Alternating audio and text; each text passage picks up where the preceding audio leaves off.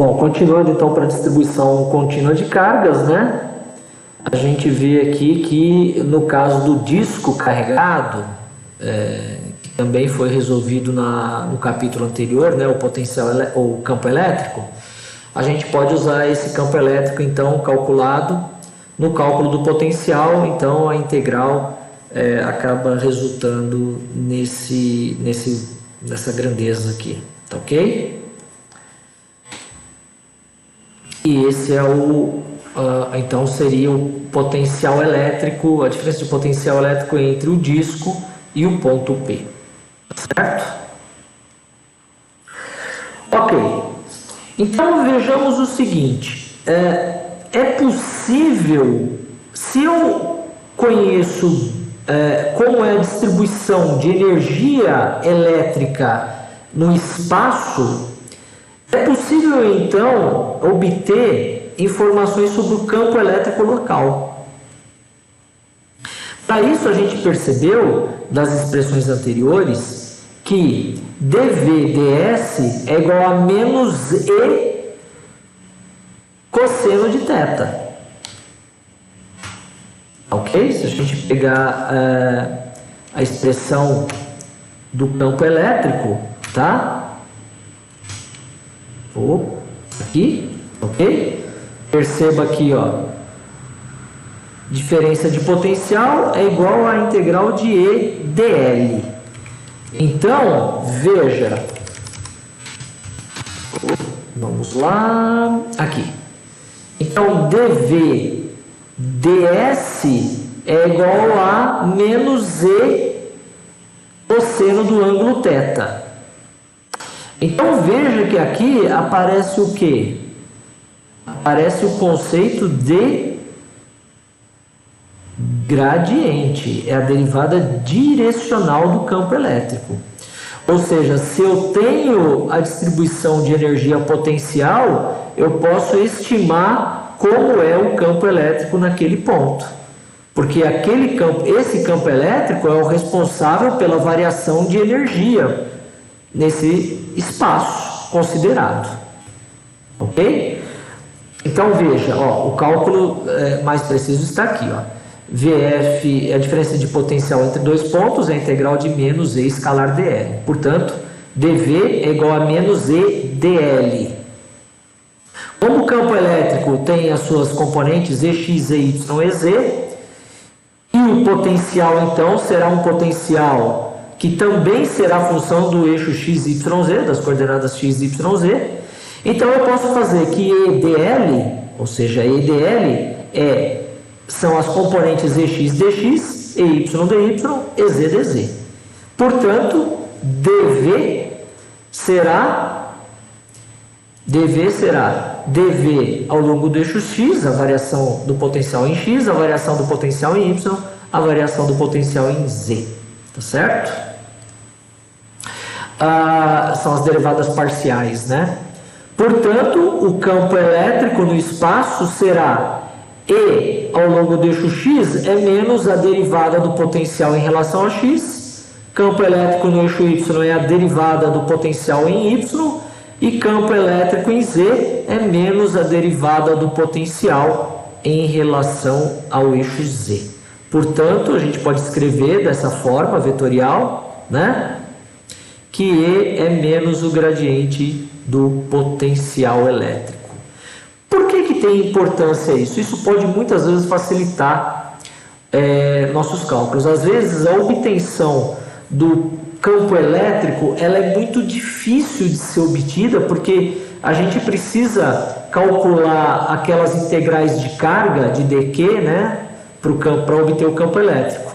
Enquanto que se a gente usar os valores de potencial elétrico, que por exemplo podem ser medidos facilmente com um voltímetro, a gente pode mapear o potencial elétrico ao longo de uma distribuição espacial e o gradiente disso, na verdade, vai ser o próprio campo elétrico. Então é mais fácil você ter uma resolução do campo elétrico através de medidas de potencial elétrico. Tá certo? Aqui é um caso inverso, né? a gente sabe o potencial elétrico de um disco num ponto P, e então fazendo-se a derivada, né, de potencial em relação ao eixo Z, a gente chega no campo, na expressão do campo elétrico que a gente já sabia do capítulo anterior, que a gente já tinha feito. Ok? Bom, para o caso de uma casca esférica carregada, como fica o potencial elétrico? Bom, primeiro, a gente sabe que a gente pode separar isso em vários problemas. A gente pode separar primeiro uma esfera carregada e a gente pode calcular o campo elétrico longe dela, ok? Aqui.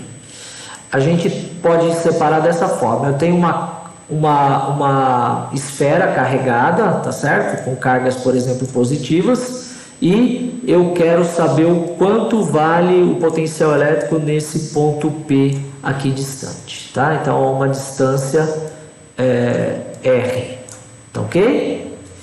Então, desculpa aqui, era para ser uma reta, mas com o mouse fica meio complicado, pessoal. Então, eu sei que eu vou separar isso em casos. Eu vou ir desde lá de fora até o centro da esfera, tá bom? Calculando o potencial elétrico para cada caso, tá?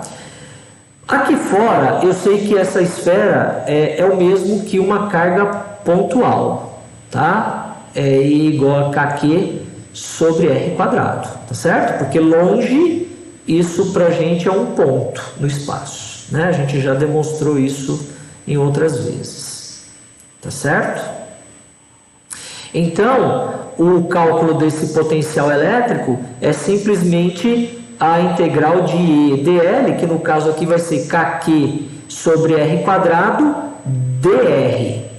Portanto, a integral de 1 sobre R quadrado vai dar justamente KQ sobre RP. Ok? Então, esse é o potencial elétrico aqui no ponto P. Bom,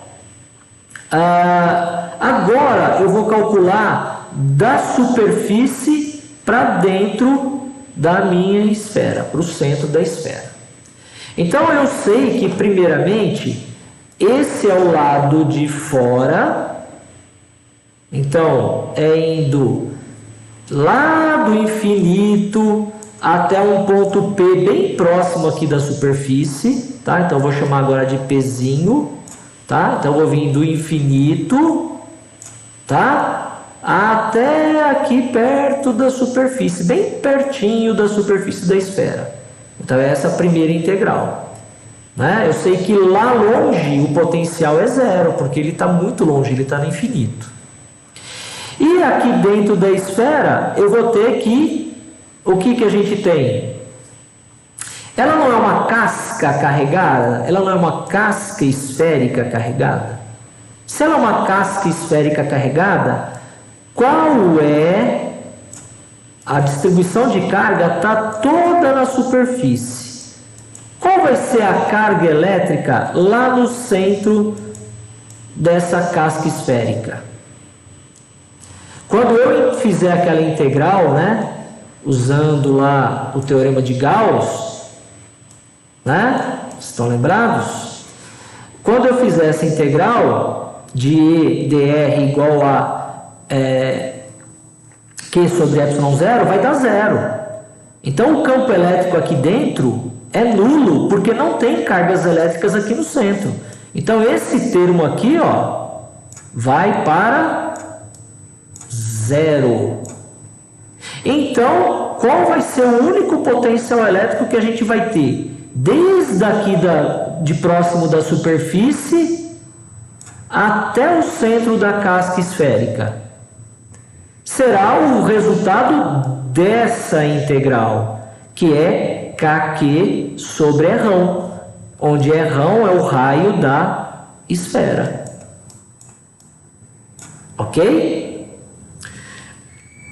O que significa isso? Significa que dentro da casca esférica, o potencial elétrico é constante. até chegar na superfície da casca.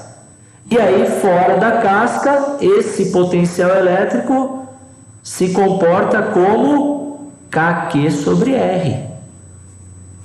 Lembra do campo elétrico, calculado no capítulo anterior?